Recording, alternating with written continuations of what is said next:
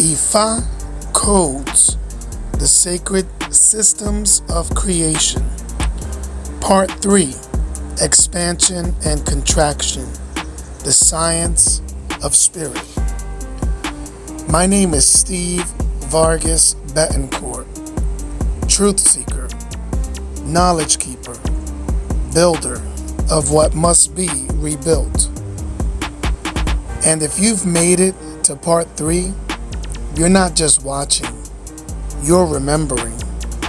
Because the moment expansion touches contraction, something begins to stir inside us.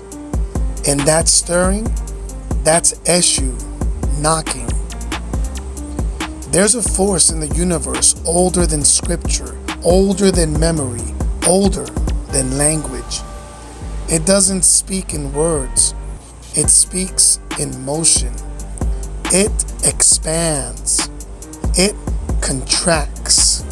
It repeats.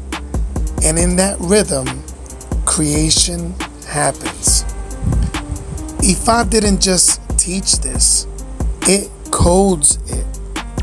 Every line of Odu, every swing of the Opele, every mark in the Iyerosun tray is a snapshot of energy in motion, not a prediction, not a metaphor, a recording of divine physics.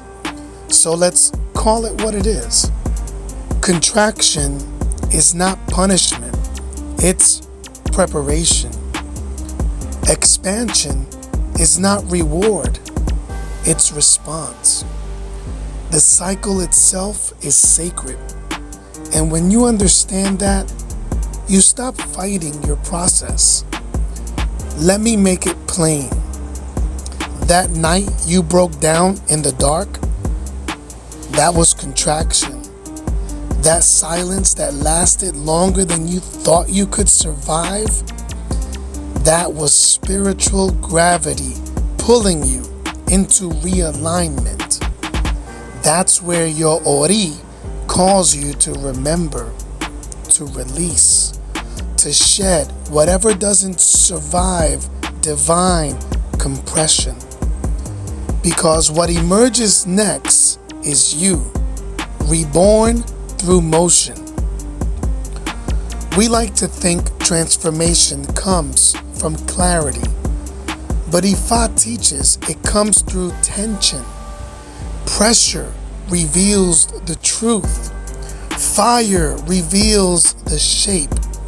Movement reveals the soul. Ask Ogun. Ask Chango. Ask Echu.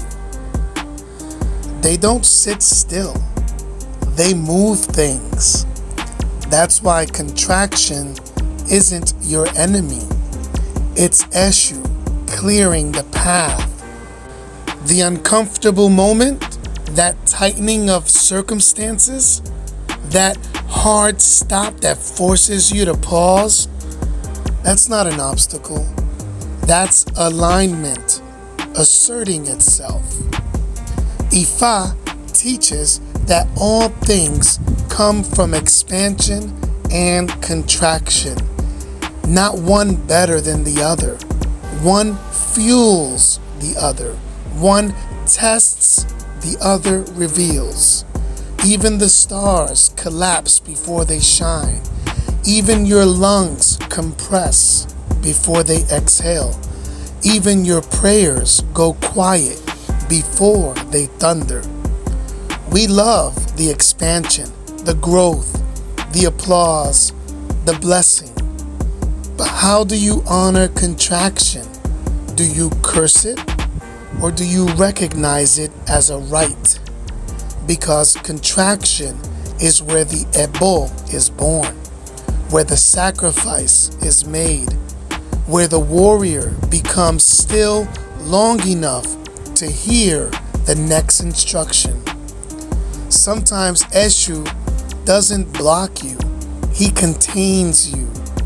Sometimes the path isn't closed, it's tightened to see if you'll break or bend, because the ones who bend become rivers, and rivers don't ask for permission, they just flow. So let me ask you, where are you feeling compressed right now? Is it your family, your finances, your faith? Don't just resist it, read it. Ask Ifa. What is the contraction asking me to shed?